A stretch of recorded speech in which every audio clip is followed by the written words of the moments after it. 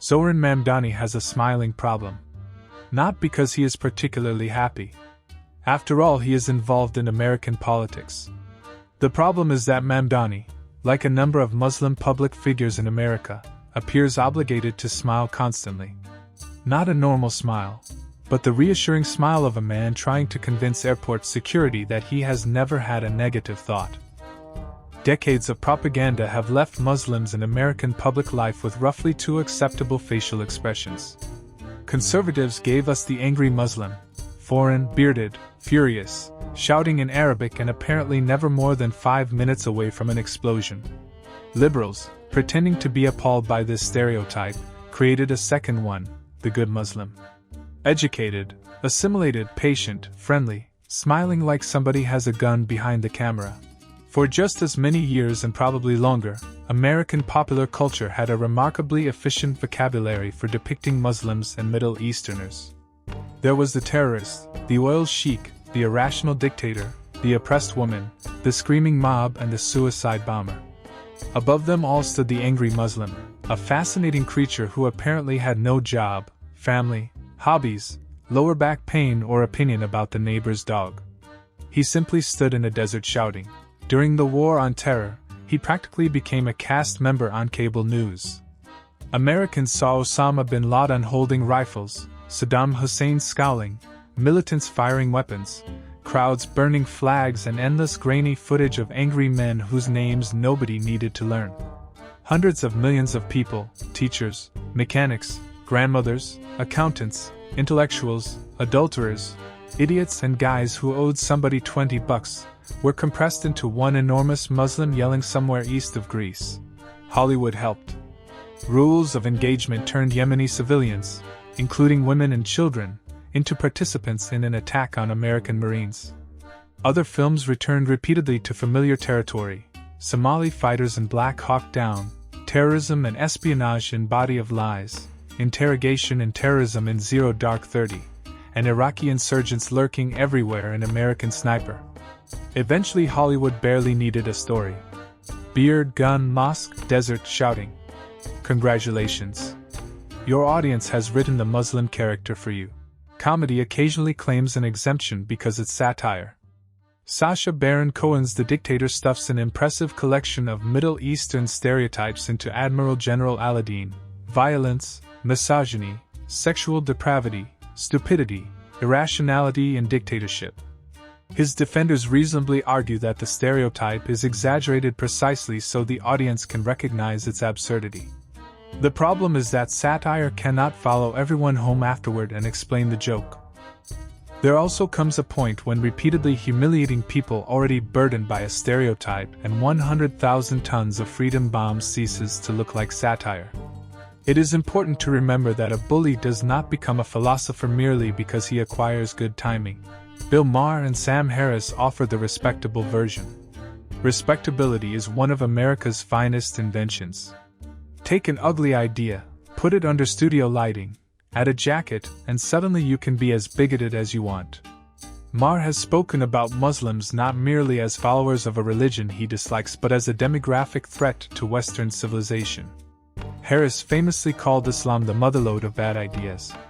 In their 2014 argument with Ben Affleck, Affleck's great intellectual contribution was essentially this: perhaps hundreds of millions of people do not all share one personality. It was a controversial evening. None of this requires pretending that Islamic fundamentalism does not exist. It does, just as fanaticism has appeared under enough religions, nations, and political systems to suggest that humanity is capable of producing it without much assistance. What is more interesting is the extraordinary flexibility with which the American establishment applies its concern about Islamic extremism. An armed Islamist opposed to American geopolitical interests may be described as evidence of an ancient and irrational religious menace. An armed Islamist useful to American geopolitical interests may suddenly acquire a much more complicated biography. Yesterday's fanatic becomes today's rebel, opposition fighter, moderate rebel, strategic asset, or unfortunate but necessary partner. Various Islamist factions of head choppers in Syria demonstrated this peculiar alchemy.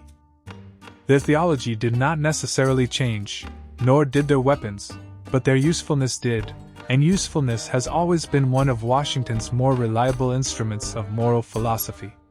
When a Muslim-majority country resists American influence, the old vocabulary can be unpacked again: fanaticism, irrationality, extremism, civilizational danger.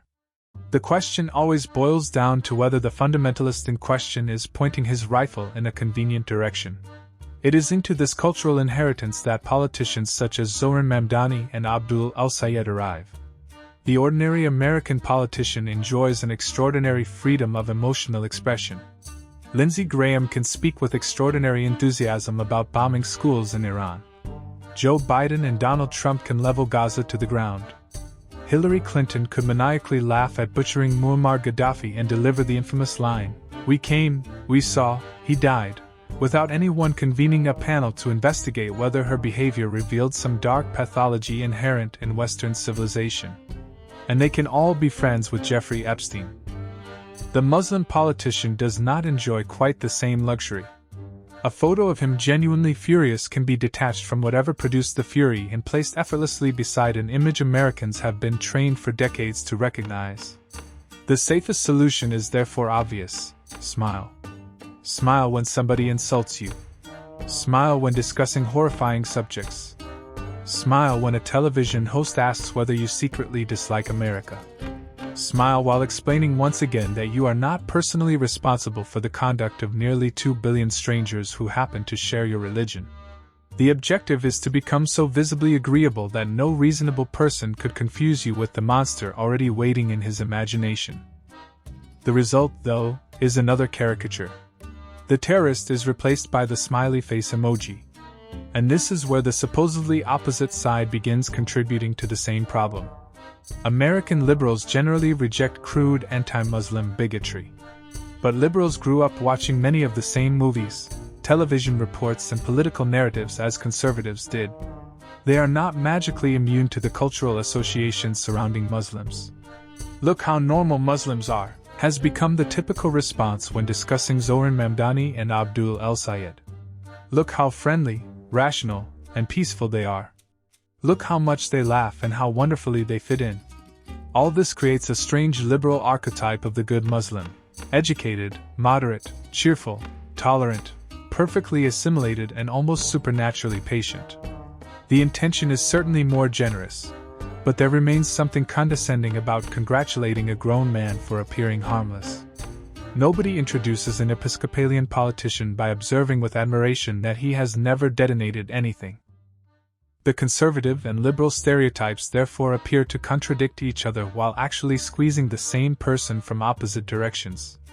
Both have begun with the same imaginary Muslim and are debating whether the real man resembles him.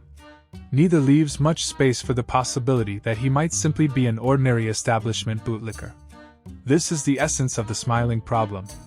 Mamdani and other Muslim public figures should not be required to spend their political careers auditioning for the position of America's nicest Muslim. There are things happening in the world worth being angry about. There are wars, poverty, exploitation, and dead children that perhaps should not always be discussed with the pleasant expression of someone handing out samples at Costco. Lastly, but most importantly, the finest absurdity is that Mamdani and El-Sayed are not revolutionaries preparing to storm the gates of the American political system. Whatever one thinks of their banal politics, both have chosen elections, campaigns, public institutions, and conventional democratic politics as the means of pursuing them. Their political programs contain nothing calculated to frighten a banker, and their reforms propose to change the existing order by keeping nearly all of it and speaking sternly to the remainder. They are, in this respect, rather ordinary establishment politicians. The radical menace attributed to them bears so little resemblance to their actual politics that the enormous, almost boyish smiles they wear are, in a way, perfectly appropriate. And there lies the final irony. Their politics may be harmless enough, but harmlessness itself must be constantly advertised and performed. The grin becomes a political passport, reassuring everyone in the room, "Don't worry, I'm reasonable, I'm friendly, I'm a good Muslim." And precisely because the performance is demanded of them, the smile acquires that strained, unfortunate quality. Consider subscribing if you like the video.